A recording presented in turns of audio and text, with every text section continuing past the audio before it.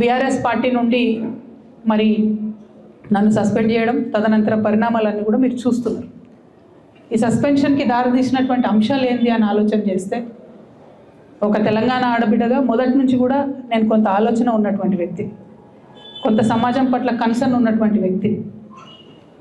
Concern ఉండబట్టే తెలంగాణ ఉద్యమంలోకి వచ్చినాం. Concern ఉండబట్టే ఆనాడు రాష్ట్రం వస్తుందో రాదో తెలియకపోయినా పేగులు తెగేలాగా తెలంగాణ కోసం కొట్లాడినాం. అనేక కార్యక్రమాలు తీసుకున్నాం, ఒకటి కాదు రెండు కాదు. ఆ కన్సర్న్ ఉంది కాబట్టే ఒక మాట చెప్పిన నేను, భౌగోళిక తెలంగాణ మనం సాధించుకున్నాం, సామాజిక తెలంగాణ సాధించుకోలేదు అని. సామాజిక తెలంగాణ అంటే అర్థమైంది, ప్రతి ఒక్కరికి సమాన అవకాశాలు రావాలి, ప్రతి ఒక్కరికి సమాన ప్రాధాన్యతలు లభించాలి.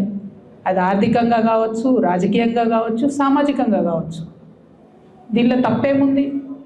అదేదో పెద్ద తప్పు మాట్లాడినట్టుగా చిత్రీకరించి నన్ను బీఆర్ఎస్ పార్టీ నుండి బయటకు వెళ్ళగొట్టే వరకు కూడా కుట్రలు జరిగింది.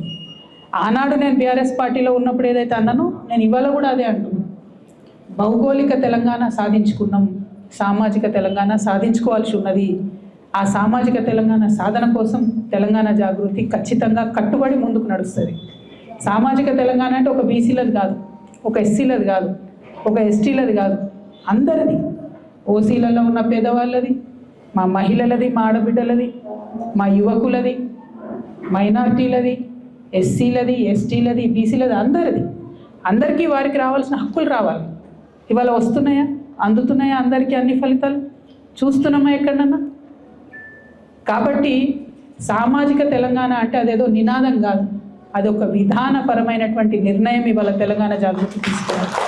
ఈ విధానపరమైనటువంటి నిర్ణయం మేము ఉన్నన్ని రోజులు తెలంగాణ సమాజం కోసం పనిచేస్తూనే ఉంటాం.